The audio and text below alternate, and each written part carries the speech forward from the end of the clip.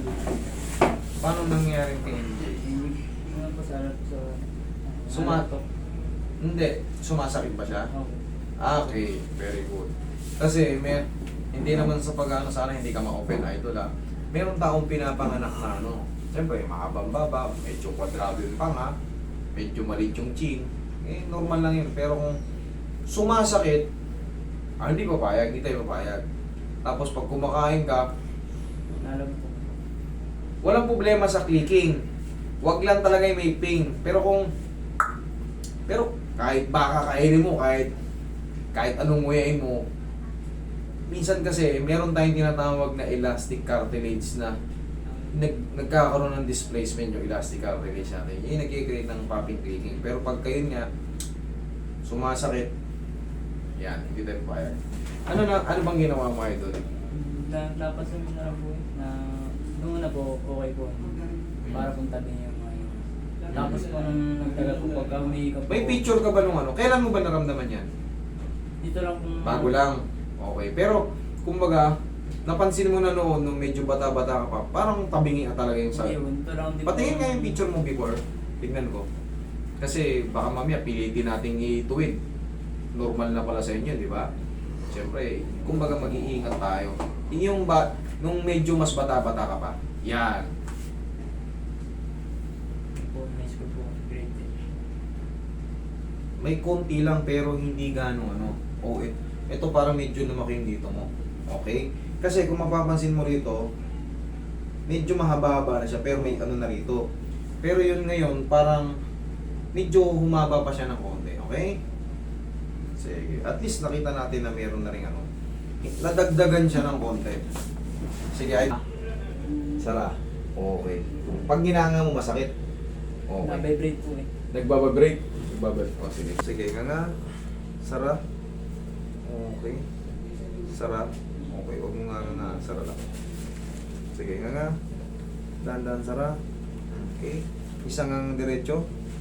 Dahan-dahan sara. Iyon. Sarap. Diyan ka lang ha.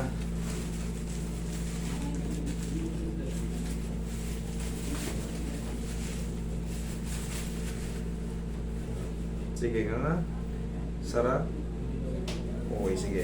Higa ka rito. Pakigilid. Pag ganun, doon ka harap.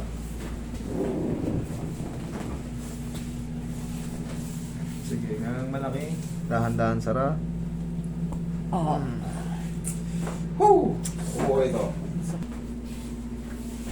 Ito mo yun? Pak! Ayan, okay lang yun. Sa una lang naman yun, parang... Pero hindi siya magdederecho. Hindi siya magdederecho masakit. Kumbaga, pag mga ilang minuto o segundo.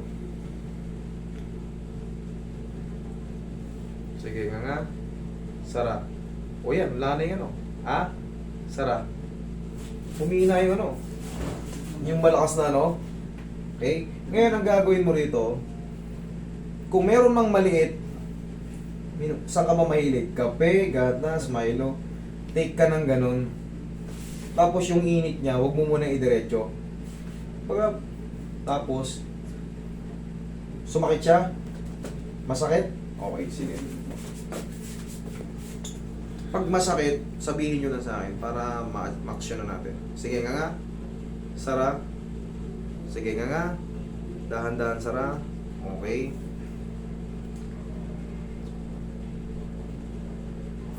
Ngayon, nga kang pa ganito, idol. Sara. Okay.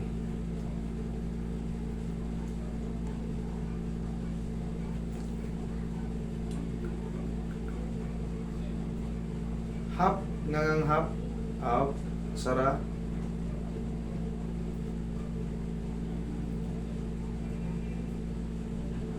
Okay, ngangang malaki, Sara. Okay.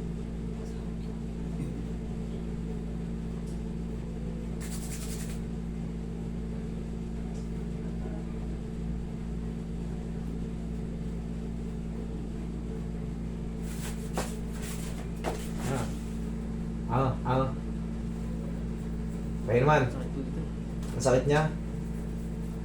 Ganun pa rin. Pag ganito ka, nganga kang pag ganito. Sara, okay.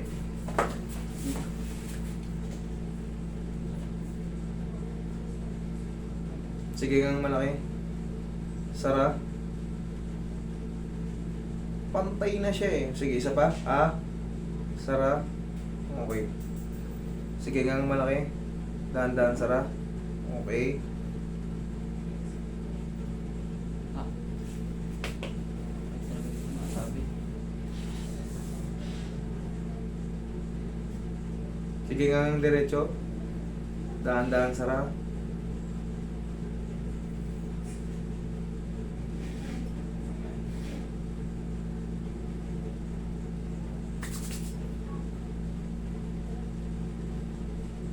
Okay, nga, hap.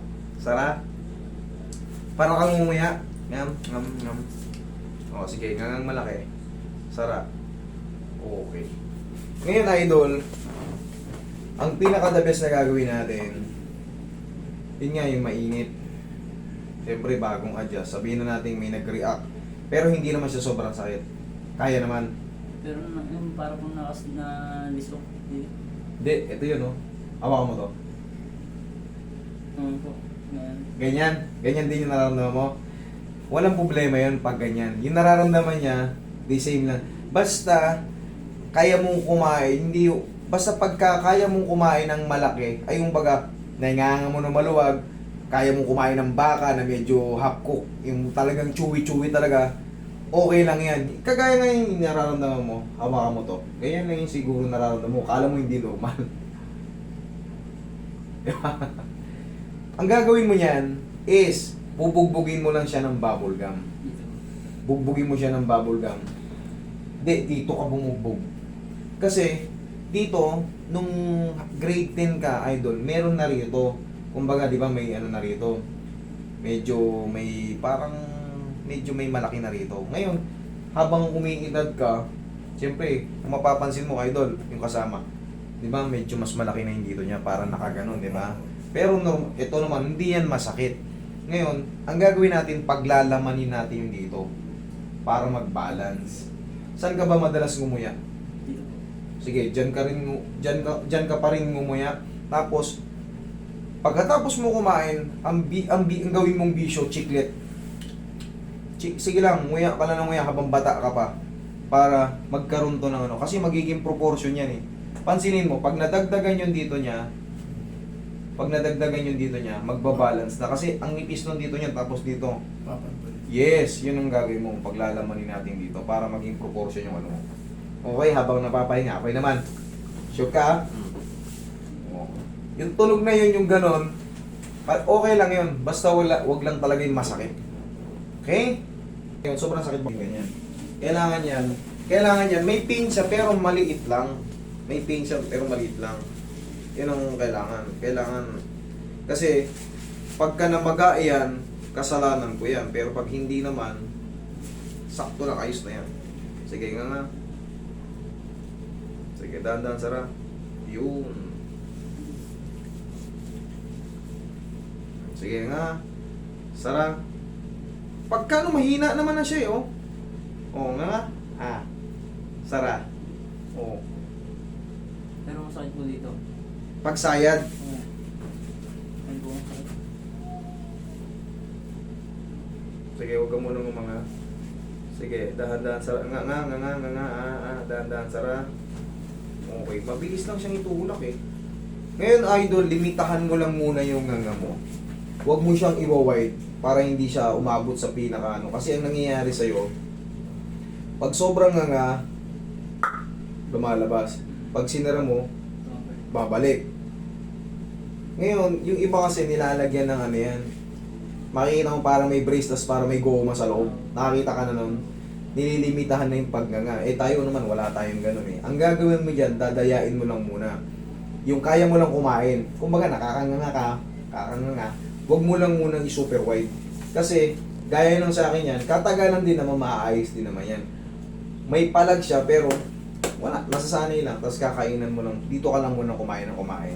Yan, ganga. Lakihan mo gano'n. Okay naman. Sure ka? pagka ino-open ng malaki. Sige. Pero pag nakasara, wala. Pag binubuksan na, bagus pagsara. Pag sumasayad. Ako. Pag sumasayad. Tapos kiss po eh. Oo, tama. Correct. Okay yun. Mas maganda yun sabihin yun. Mas maganda yung mapaliwanag yun ng ano. Kasi yung nararamdaman niya, okay naman. Sabi niya, okay naman pag nakano na. Kumbaga nakapahinga. Pero pag ninanga, sasayad, pagkikreate ng pain. Tapos, syempre, yung malaking nga, pag sinara niya ulit, tsyuk! Parang yung condyle niya, yun na may tama. Tingin ko yung cartilage ng condyle niya, yung tinatawag nating mandibular fossa, yan ang may scratch. Possible. Sige nga. Dahan-dahan sara. Na ano naman no? Ang bilis niyang anuhin. Ang bilis niyang itulak. Pagka po yung hawak nyo, hindi masakit. Pero pag yung normal ko lang, ako lang mag-isa po. Pag nadidinan siya, no, okay naman, no? Kasi bakit? Nililimitahan ko yung nalilimitahan niya yung pagbuka nito. Kasi yung tinatawag nating mandible, itong mandible natin, tapos yung condyle mo, nag-i-extend out. Gumagano, no? Ganito yung nangyayari kay Sir, oh. Ganito yung nangyayari kay Sir. Di ba, pag nga mo, gumaganyan ka, idol, oh. Gumaganyan. Kaya, siyempre, yung pinupudpud nito, nagtatama yung ano, dapat kasi dito siya sa malalim. Yan o, ganyan lang. Ang nangyayari kasi kay Sir, pag ginangay niya ng malaki, gumaganyan o. Umiigkas to. Tapos, pag sara niya ng ganun, Nakakain po dito eh. nakaskas, no? Ang pinaka-the best na gagawin mo dyan, idol. Sige, nguyaan mo muna ng nguyaan dyan, pero wag mo masyadong lakihan. Hindi na po. Oo, para maging ano, para maglaman muna siya. Okay, pag gina-hold naman ng gano'n, walang masakit daw. Tapos, yung yan, ganyan, normal. Wala namang masakit. Okay. Yun lang, pagka lang yung pagmalaking nga.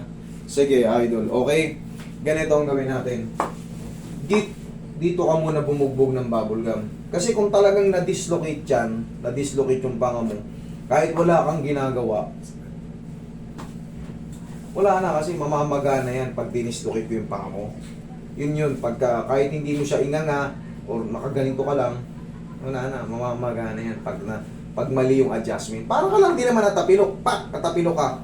Kahit hindi galawin yung paa mo, maga na yan. Ayan, idol, mag-report ka lang dito, siguro 17. Mag-report ka sa akin kung ano. Kahit wala kang bayaran. Okay?